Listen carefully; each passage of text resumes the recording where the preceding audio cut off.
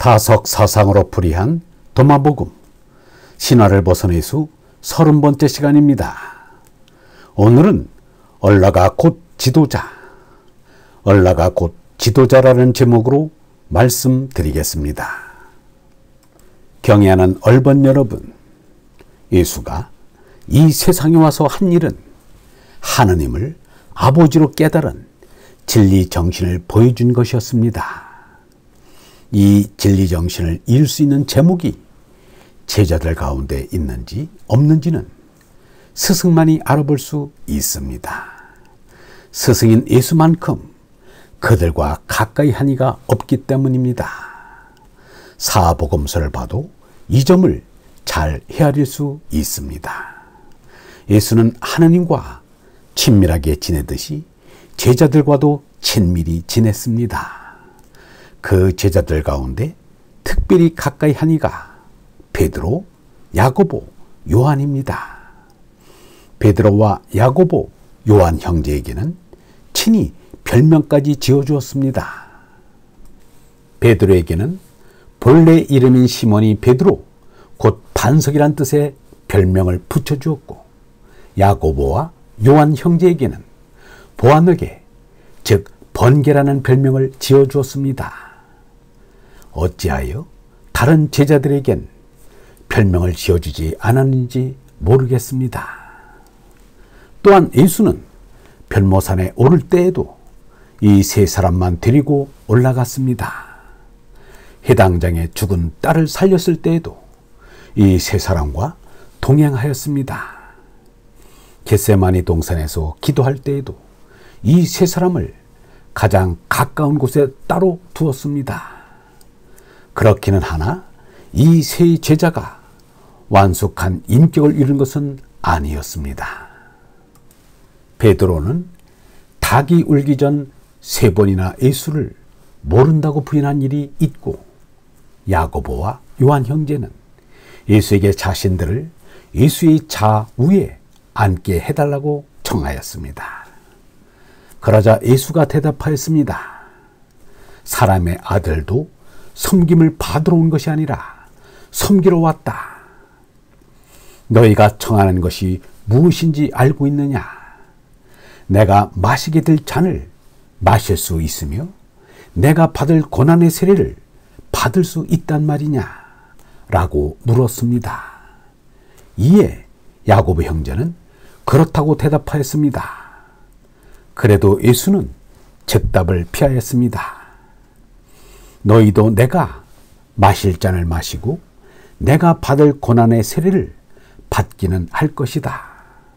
그러나 내 오른편이나 왼편 자리에 앉는 특권은 내가 주는 것이 아니다. 그 자리에 앉을 사람들은 하느님께서 미리 정해 놓으셨다.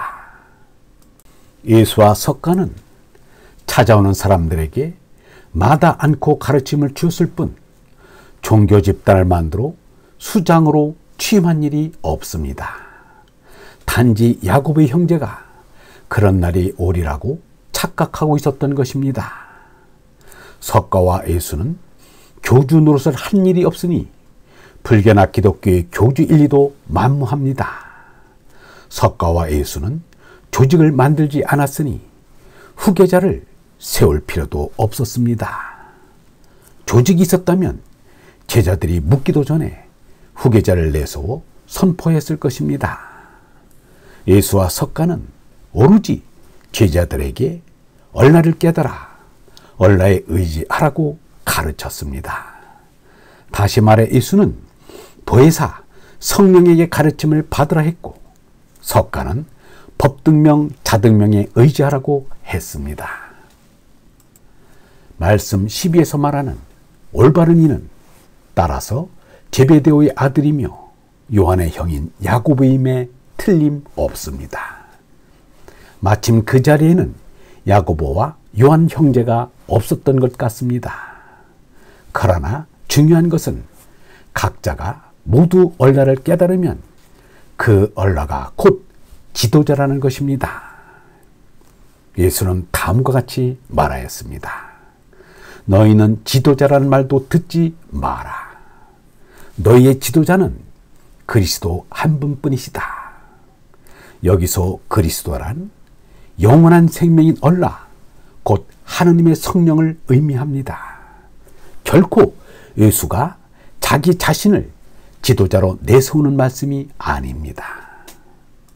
예수가 야고보에게 가라고 한 것은 각자가 얼라를 깨달을 때까지 야고보를 중심으로 신앙생활을 계속하라는 뜻일 것입니다. 따라서 말씀 12는 예수가 야고보를 제자로 인간 것으로 보면 됩니다. 스테파노가 36년경에 순교하였고 야고보가 44년경에 순교하였습니다. 그렇다면 말씀 12는 야고보가 살아있을 때 쓴 것이라고 볼 수밖에 없습니다. 왜냐하면 죽은 야고보에게 가라고 할 수는 없기 때문입니다. 따라서 도마복음은 44년 이전에 쓴 것입니다. 공관복음의 공통자료인 Q 자료는 50년경에 쓴 것으로 짐작하고 있습니다. 이렇게 볼 때 도마복음은 40년 그 이전에 집필된 것으로 짐작할 수 있습니다. 복음서 중 가장 오래된 것이며 예수의 말씀에 가장 가까운 것이라 예상할 수 있습니다. 진리의 얼번 여러분, 이 귀한 도마복음을 우리에게 주신 하느님께 감사와 찬미를 드립시다. 영성신학원 다석아카데미의 하늘소리였습니다.